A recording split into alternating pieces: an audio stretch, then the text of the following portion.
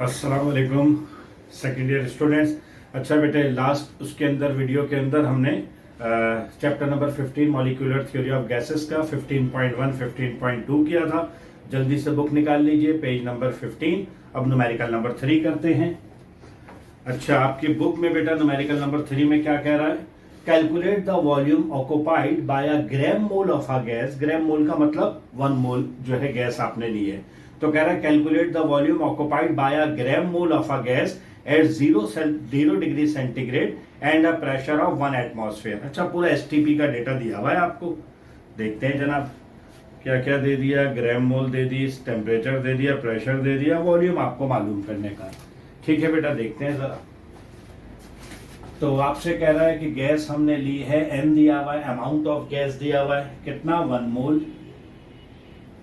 1 mole amount of gas दे दिया। ठीक है, प्रेशर कितना दिया हुआ है आपको?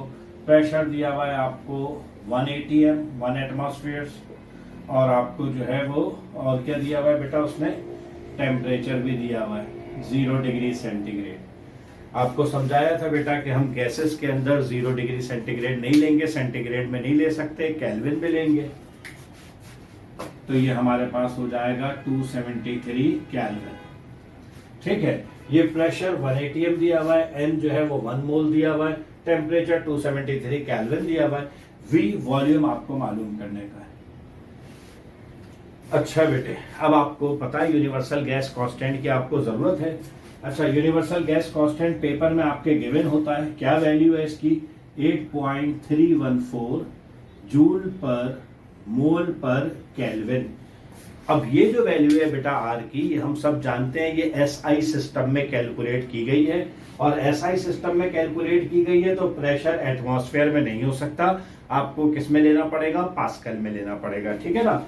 तो ये भी हम कर चुके हैं बेटा कि 1 atm बराबर होता है 1.01 एक्सपोनेंशियल 5 पास्कल के, या इसे इस तरह भी लिख देते हैं कि 101 किलो पास्कल। ये आपने ले लिया। अच्छा, ऐसा भी कर सकते थे बेटा कि आप आर की वैल्यू जो है वो सीजीएस सिस्टम में ले लेते, फिर आपको इस यूनिट को एटमॉस्फेयर से कन्वर्ट करने की जरूरत नहीं थी। लेकिन यूजुअली हम केमिस्ट्री में सीजीएस सिस्टम फॉलो करते हैं। यहाँ पे अगर यूनिट की कंसिस्टेंसी ना हो तो हम एसआई सिस्टम को फिजिक्स में प्रेफर करते हैं। मैं दोनों तरीकों से बता देता हूँ, कोई मसला नहीं है। चलिए जी, तो कैलकुलेट कैसे करेंगे? जनरल गैस इक्वेशन है हमारे पास बेटा, PV is equal to NRT। Volume आपको मालूम करना है, तो वॉल्यूम बराबर हो जाएगा बेटे NRT अपॉन P। N भी है आपके पास 1, R भी है आपके पास, ये वाली अगर आप वैल्यू ले रहे हैं। टेम्परेचर आपके पास दिया हुआ है 273 केल्विन। प्रेशर आप ये वाला लेंगे, ये या ये दोनों एक ही हैं। ये प्रीफिक्स के साथ लिखा हुआ है किलो में, ये मैंने एक्सपोनेंट में लिख दिया। इन सबको बेटे जब आप कैलकुलेट करेंगे तो आपके पास वॉल्यूम आ जाएगा 0.0224। और क्योंकि आपने एसआई सिस्टम में कैलकुलेट किया है तो मीटर क्यूब में आएगा।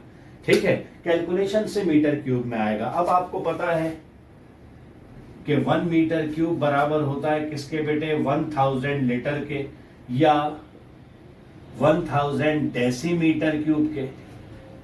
तो अगर आप इसे लीटर में लिखना चाहते हैं या डेसीमीटर क्यूब में लिखना चाहते हैं तो आप इसे 1000 से मल्टीप्लाई कर दीजिए। तो वॉल्यूम ऐसे भी लिखा जा सकता है कि 22.4, 1000 से मल्टीप्लाई कर दिया, 0.3 स्टेप आगे चला गया, 22.4 लीटर और 22.4 डेसीमीटर क्यूब।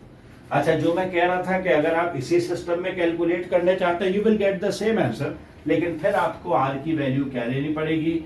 0.0821 यूनिट हो जाएगी लीटर एटमॉस्फेयर पर मोल पर केल्विन। ठीक है, अगर आप इस वैल्यू को रखते हैं आर की, फिर आप प्रेशर एटमॉस्फेयर में ही कर सकते हैं। Directly you will get this answer, फिर डायरेक्टली आपको ये जवाब मिल जाएगा। किसी भी तरीके से कर ले, दोनों तरीके सही है, लेकिन फिजिक्स में बेटे हम कोशिश करते हैं कि एसआई सिस्टम को फॉलो करें।